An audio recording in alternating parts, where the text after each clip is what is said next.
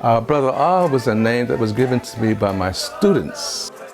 Whenever I entered the classroom, somehow they would all say, "Ah, ah, it got to be Brother R."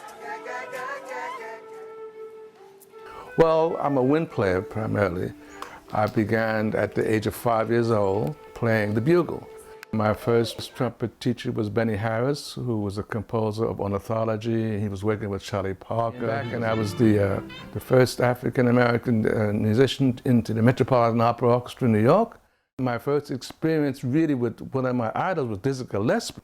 Then Dizzy Gillespie, we would invite you to be the first jazz artist to play in Lincoln Center. And then I got a call also from the Thelonious Monk organization, and I was invited to be a part of that ensemble. So Thelonious Monk's performance began to turn me back to being in jazz altogether.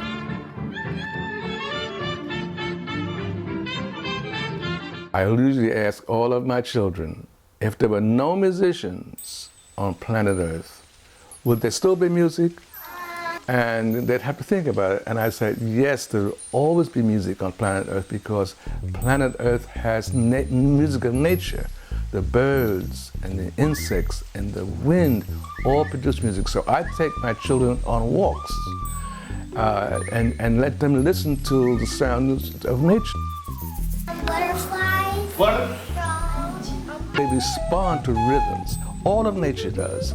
And little children can dance, they can move to rhythm because they're about rhythm. That's what they have been exposed to before they came into the world, and they just bring the rhythm in with them and they respond to rhythm. It is an expression of nature.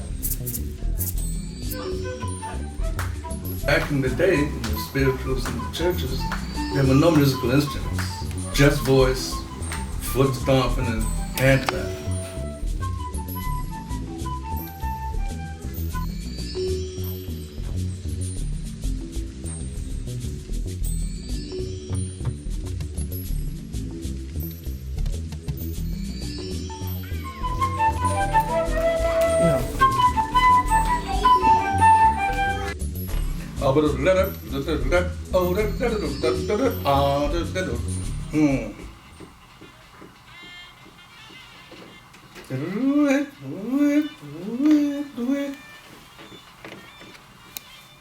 Do it.